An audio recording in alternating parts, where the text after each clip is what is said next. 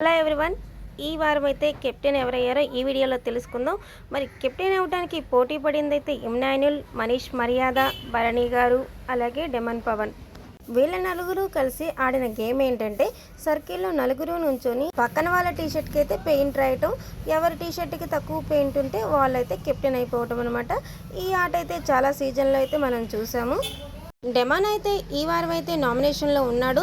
Captain అయిపోయాడు కదని save అయితే అయిపోడు, వచ్చే వారానికి మాత్రమే పనికొస్తుంది ఈ ఇమ్యూనిటీ అయితే. ఈ వారం ఒకవేళ ఓట్లు తక్కువ వస్తే డెమాన్ అయితే వెళ్ళిపోతాడు. మరి ఇందాకైతే లైవ్లో అయితే డెమాన్ అయితే రీతుకి అయితే అంట్లు దోమే దగ్గర అయితే హెల్ప్ చేశాడు. మరి డెమాన్ అయితే కెప్టెన్ అవ్వడం వల్ల అయితే రీతుకి ఏమైనా బెనిఫిట్ ఉంటుందంటారా, అంట్లు తోమే డ్యూటీ మారుతుందంటారా, లేకపోతే ఫుడ్ విషయంలో ఏమైనా ఎక్స్ట్రా ఫుడ్ వచ్చే అవకాశం ఉందంటారా?